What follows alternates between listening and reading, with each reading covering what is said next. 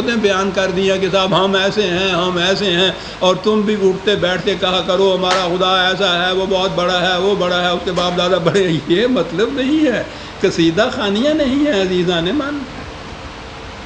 وہ قرآن کے متعلق اس نے کہہ دیا کہ اس میں تو خود تمہارا ہی ذکر ہے جو ہم نے قرآن نازل کیا، یعنی بس ہم تو سمجھتے ہیں نا کہ اس میں خدا ہی کا ذکر ہے، اس نے اپنا ہی ذکر کیا ہے، اس کو اپنے ذکر کرنے کی ضرورت کیا ہے؟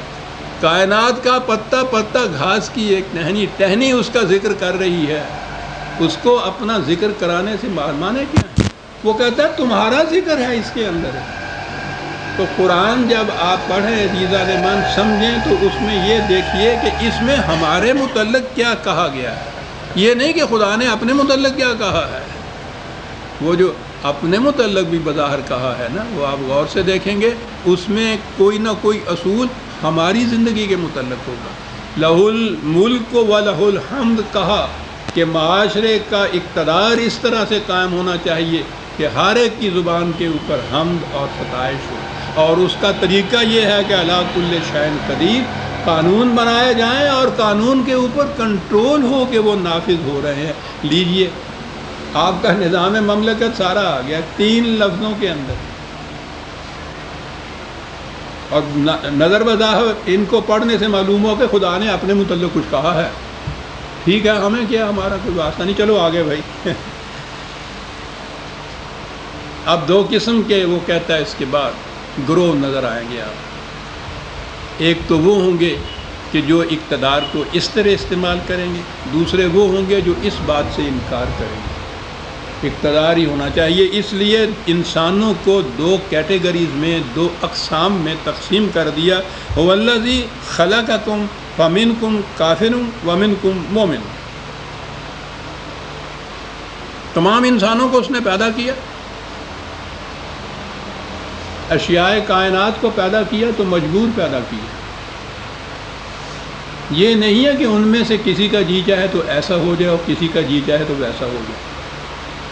کبھی جی چاہے سورج کا تو وہ صبح طلوع ہو جائے، کبھی جی چاہے تو کہے کہ نہیں آج رات کو دیر سے سوئے تھے، بینکویٹ میں گئے ہوئے تھے، اس لیے ذرا آرام کرنے دیجیے۔ یہ سوال نہیں ہے، لیکن انسانوں کے متعلق یہ ہے کہ انہیں صاحب اختیار و ارادہ بنایا گیا کہ جی چاہے تو وہ اقتدار کو ظلم کے لیے استعمال کریں، جی چاہے تو امن کے لیے استعمال کریں۔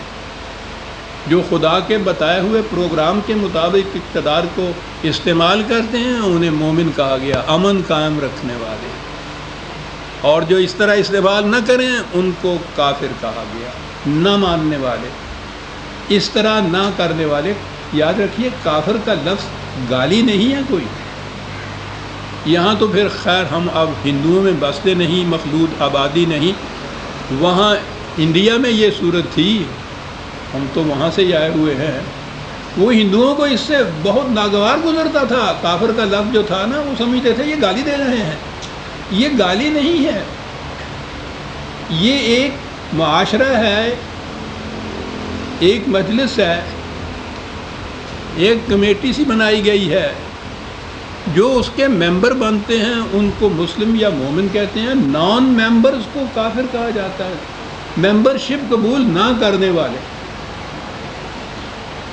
بس اتنی بات ہے۔ تو اقتدار کے استعمال کی 2 چیزیں آ گئی، جو خداوندی طریق کے مطابق ان کو استعمال کرتا ہے کہ اس کا ملک حمد کا پیدا کرنے والا ہو جائے، وہ مومن ہو جائیں گے۔ جو اس طرح سے نہیں استعمال کرتے وہ اس کے نان ممبرز ہوں گے، وہ کافر کہلا دیں گے، نہ ماننے والے۔ یہ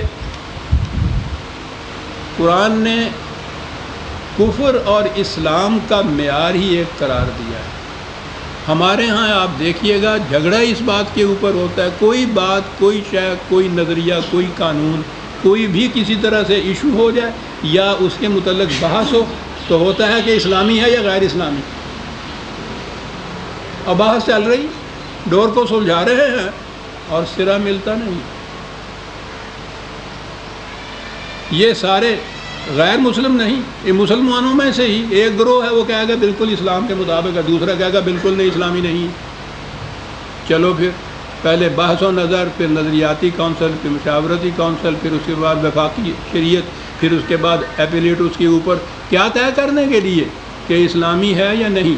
کیا بات ہے اس اسلام اور نا اسلام کی کہ اس کے متعلق طے کرنے کے لیے آپ کو یہ سارا کچھ کرنا پڑے اور آخر میں بھی فیصلہ دیا جائے تو وہ کہے کہ صاحب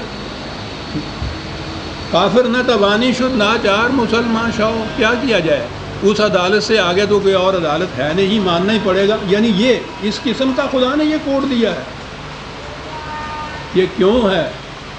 اس لیے کہ جو معیار اس نے تجویز کیا تھا کفر و اسلام کا، اس کے مطابق کوئی بھی جج نہیں کرتا، اور وہ معیار یہ تھا کہ وَمَن لَمْ يَحْكُمْ بِمَا أَنزَلَ اللَّهُ فَأُولَئِكَ هُمُ الْكَافِرُونَ۔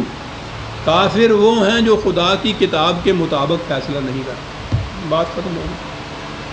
کفر یہ ہے، اس کے مطابق نہ ہو تو کفر ہے، اس کے مطابق ہو تو اسلام ہے۔ کتنا آسان ہے، اور پھر کتنا متفق علیہ ہے بظاہر۔ یعنی یہ جتنے بھی یہ نیچے سے اوپر تک گرائے ہیں، زبانی تو بہرحال ان میں سے ہر شخص یہ کہتا ہے نا کہ ہمارا کتاب اللہ پہ، قرآن پر ایمان ہے، ہر ایک کہتا ہے متفق علیہ کتاب، اس کے ایک لفظ کے اندر بھی کسی کو اختلاف نہیں ہے۔ اس کو چھوڑ دیا، اس کو کہیں بھی استعمال نہیں کرتے۔ اور معاذ اللہ اگر صورت یہ ہے کہ قرآن کے مطابق وہ فیصلہ تو کرنا چاہتے ہیں، قرآن ہی واضح فیصلہ نہیں دیتا اور کسی کو کچھ فیصلہ دیتا ہے اور کسی کو کچھ، تو معاذ اللہ پھر یہ کتاب اس قابل ہی نہیں ہے کہ اس پہ ایمان لایا جائے۔ آخری کتاب، نبی اس کے بعد کوئی آنا نہیں۔ کتاب کی یہ کیفیت کہ کسی چھوٹے سے چھوٹے معاملے میں بھی آپ کو یہ واضح فیصلہ دو ٹوک نہیں دے سکتی کہ یہ کیا اسلامی ہے کیا غیر اسلامی ہے۔ تو کہیے اب تو ہی بتا تیرا مسلمان کدھر جائے؟ نہیں عزیزان، اس کی کتاب ایسی نہیں، لا ریب فیہ، پہلا فکرہ ہے کتاب، یقینی کتاب ہے، واضح کتاب ہے، آیات ان کے ساتھ بینات ہر جگہ کا، کتاب کے ساتھ مبین کہا، نہایت واضح۔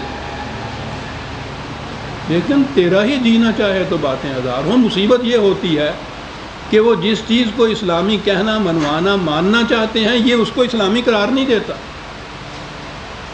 بچنے کا طریقہ کیا ہے؟ اس کو لاؤ ہی نہ درمیان میں، لیے چلے آؤ، ہر غیر اسلامی چیز کو معیار بنا دو،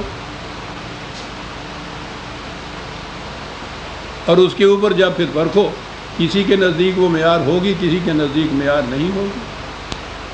یہ سارے جتنے الجھاؤ پیدا ہو رہے ہیں، یہ سب اس لیے ہو رہے ہیں عزیزان مان، اسے معیار نہیں بنایا جاتا ہے۔ قرآن نے کہا تھا کہ اس کے ساتھ کسی اور چیز کو نہ ملانا، لا یشرک فی حکمہ احدا، لا یشرک فی حکمہ احدا۔ وہ اپنے اس فیصلے والی جو چیز ہے، اس میں کسی اور چیز کو شریک نہیں کرتا۔ کسی اور چیز کو شریک آپ نے کیا قرآن کے ساتھ، توحید نہ نہیں، شرک ہو گیا، پھر یہ فیصلے نہیں دے سکتے۔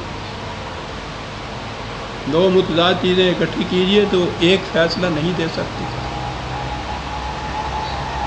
یہ تھی وہ چیز جو وہ کہہ رہا تھا۔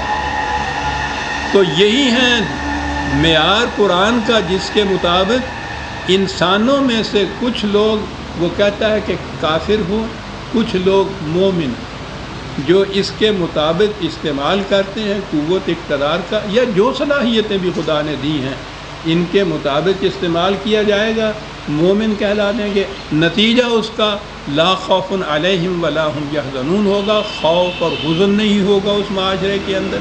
اس کے خلاف ورزی کی جائے گی تو ہر قسم کا فساد ہوگا پھر معاشرے کے اندر۔